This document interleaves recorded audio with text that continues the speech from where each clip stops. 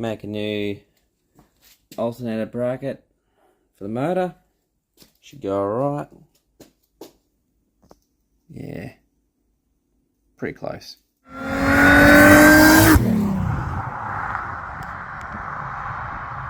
So this is just a quick video on the making of the alternator bracket for the V6. Got some lo-fi music. Just sit back, chill, and have a look on how I went about it.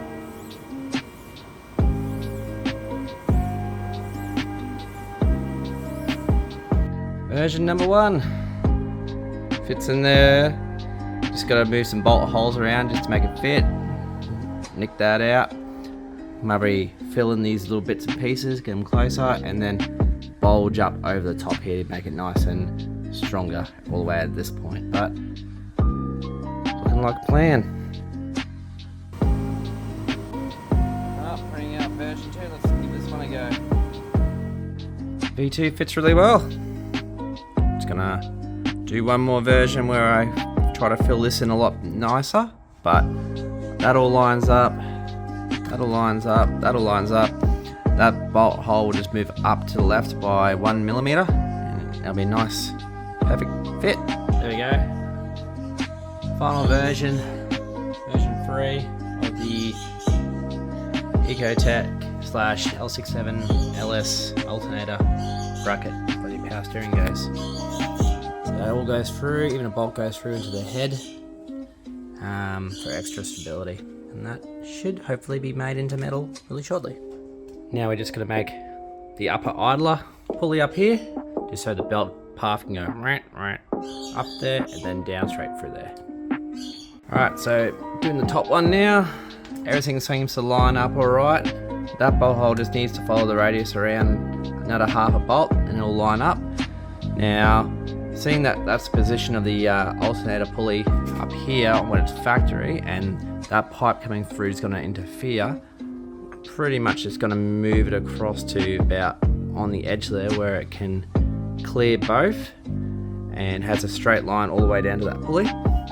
And then that will clear that, will clear that, and we're all in business. And just to make sure it's all aligning well, bees off. But that could be because that up there is all plot. It's all MDF, so it can bend a little bit. There we go, bolts all tightened up and dead on the money. And there we go. Version 4 fits perfectly. Made the new base for it and some spaces. So everything seems to align right. We've laser lighted it, perfect. So we are ready to transfer on to some metal and weld and test.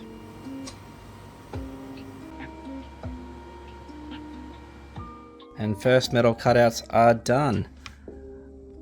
All within around 1 millimeter, so we've got to machine that back 1 mil, and this is back too far 1 mil, so it's got to come forward. So we're going to put a 1 mil washer in there and there, and then it will fit. Perfect. After laser engraving onto a painted surface and cutting out by hand, I just need to weld up some support at the back for these, and we're ready to test. So just chuck this belt around, and this will get hopefully my measurement I require for. It's a lot harder than it looks.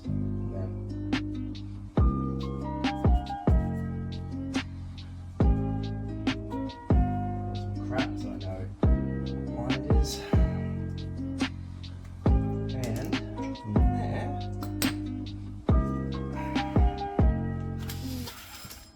you can get our measurement. We can say that this belt needs to be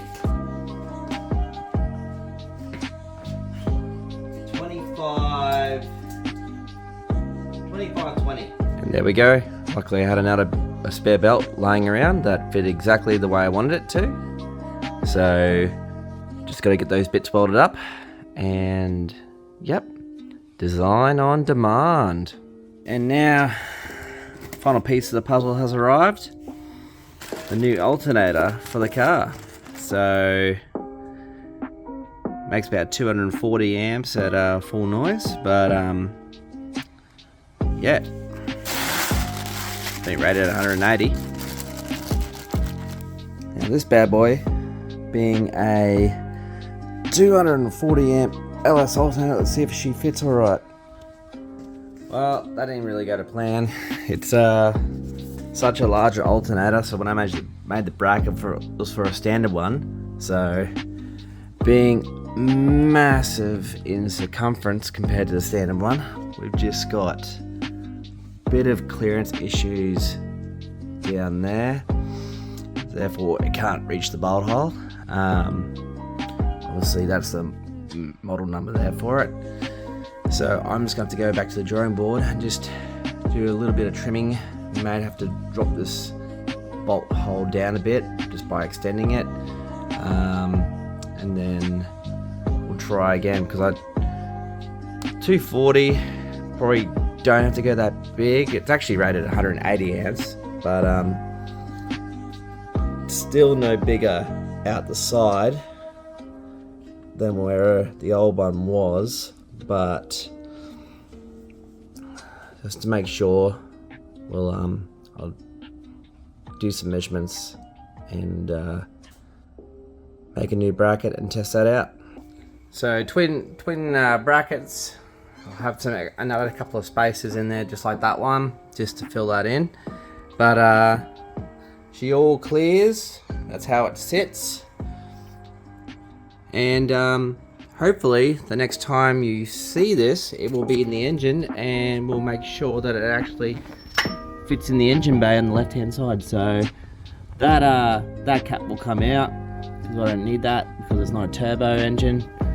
And yeah, it clears the head, clears the block. The only issue you're gonna have a look at is there's the power, there's your actual output on this one, and very close to the engine mount. So I'm gonna have to figure out how we run a cable. So the cable probably would come from there back this way. So, but it ain't gonna short out on anything, which is good. There we go, a big fat LS Alternator bracket made out of steel. So I'm just going to give that a coat of paint, and we'll see you back here tomorrow. And that's how you cook your paint. A little bit concerning, so after it's all been fitted up, it's actually out by about 4 millimeters. Now I knew it was going to be about 2, because that's a thinner plate of steel compared to the 6mm alley.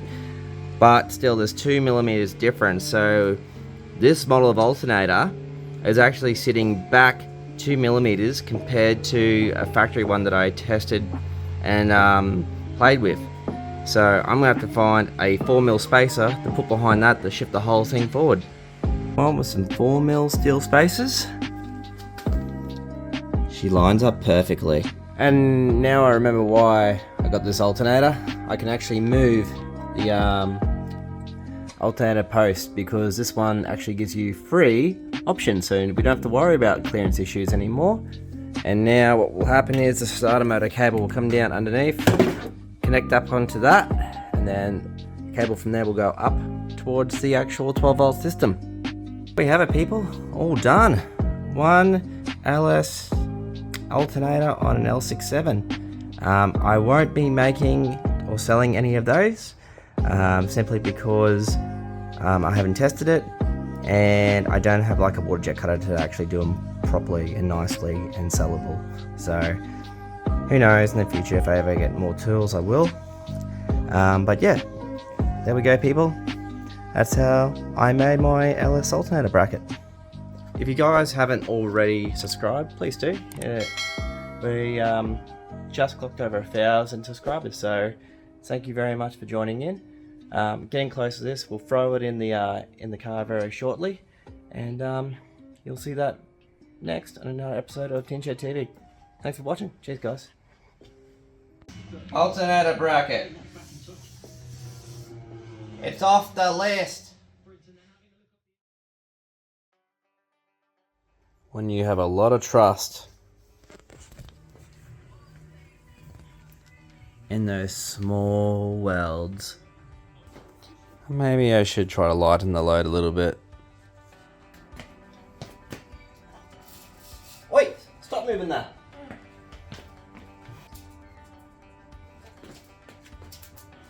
Wait! Don't touch it. You stupid dog! Ugh.